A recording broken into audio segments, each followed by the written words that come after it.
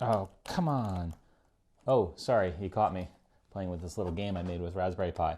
Okay, the reality is it's not plugged in, so you didn't catch me. But I thought it was a great example of joysticks and what we always think about with joysticks, right? Video games, whether it be this little Raspberry Pi arcade game or the classic Atari joystick or even these new Steam controllers, which have just one joystick and some touchpads. Joysticks are really handy for your projects, and how to use them is actually quite simple. Today we're going to be looking at one of these, which is a very simple joystick, a 2-axis joystick. There's lots of them. There's also this one here by Parallax. I can show you something that's kind of neat. If I take the top off, you can see how they work. It's actually just a potentiometer. In fact, there's 2 potentiometers. So you wire them just like a potentiometer. And many of these breakout boards even include a button. If you look very closely, there's a standard button right there. And if I press on the joystick, might even be able to hear the click. So now with this type of joystick, I have an X, a Y movement, and a button press. So let's wire it up really quick and have a look at it. Now, how do we connect these? Well, this one in particular, I think is not really a great design, right? It sits on a breadboard like this. Not very convenient. So I want to work with it this way. So I happen to have this set of 5 female to female jumper wires.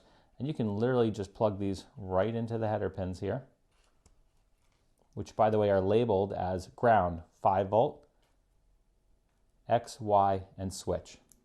Pretty straightforward.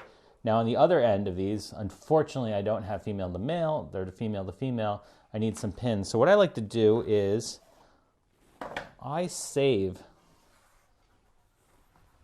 sometimes a few of the leads that I clip off of LEDs, or you can even take some wire like this, solid core wire, and just strip off a little piece. Put them into this end, and guess what? All of a sudden I have a male to female jumper wire. Very, very handy. So we're going to go ahead and wire up one of these and look at the code. So if I look very closely here, the first one is ground. In this case, it happens to be green. I'm going to go ahead and plug that into the ground rail of my breadboard. And let's start out by just looking at the X, which happens to be the third one, which is orange. So my orange signal, I'm going to pick a row here on the breadboard. Doesn't matter really where. And if I look closely, the second one down, this yellow, is 5 volt. I'm going to plug that into the rail of the breadboard. Pretty simple. Now let's take some jumper wires and look at the code.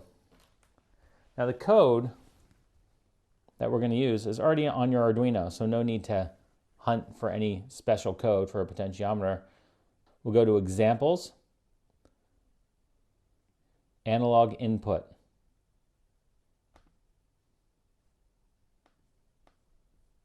And we can take a quick look at the code here, and we notice that it controls pin 13, but because we have an onboard LED on pin 13 right there, we should be able to use it without really any trouble. I'm going to go ahead and plug my Arduino in.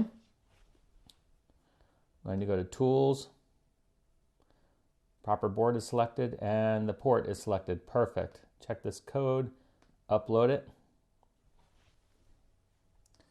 and let's take a quick look. Integer sensor pin, analog 0. So that's where the sensor pin, the potentiometer, goes. So let's quickly unplug this, take the sensor pin, which is orange. In fact, I'm going to make it even easier. I'm just going to jump that right into analog 0 of the Arduino. Plug it back in.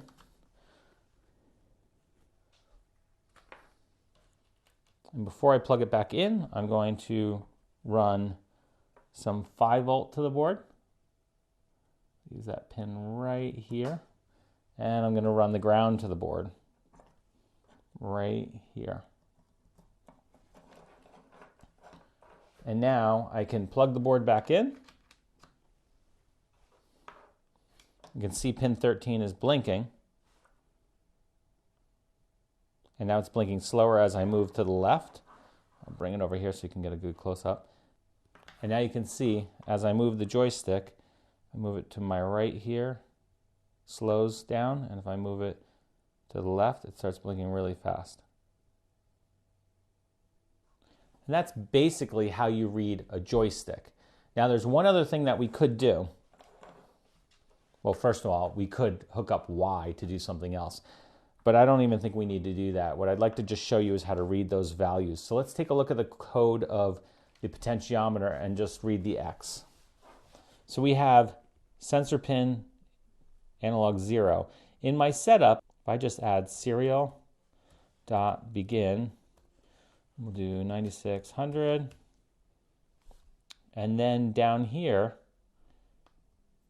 before the delay value, we can do Serial.print,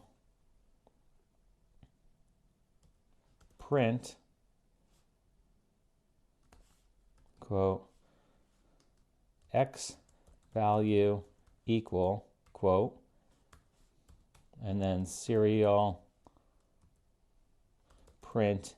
ln, and that gives a line return. So we're going to print first X value equals, and then immediately after that, we're going to print the sensor value.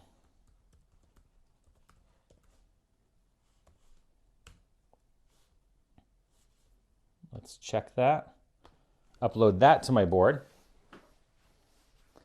And now if I open up a serial monitor, you can see my sensor value is at 525. If I move it a little bit to the right here, the value going up, 1023. And if I move it to the left, all the way down to 4. Now the printing is also part of the delay, so that's kind of interesting. So hopefully that gives you a basic understanding of how potentiometer-based joysticks work. And those are the typical new type of potentiometers. If you're looking to wire up an arcade stick like this old Atari joystick, you can listen carefully. Very similar. You can find the pinouts online, except for this one is literally 4 buttons, up, down, left, and right, and then a 5th button if you plan on using that one. So this one you would wire up very much like buttons, having a ground so that there's no floating pins, whereas something like this Steam controller has that analog joystick, or if you've seen the PlayStation controllers or Xbox, they all have this type of joystick which uses the potentiometers. So the first thing to do is to identify what type of joystick it is. More often than not, it's a potentiometer-based joystick, and wire it up and go from there.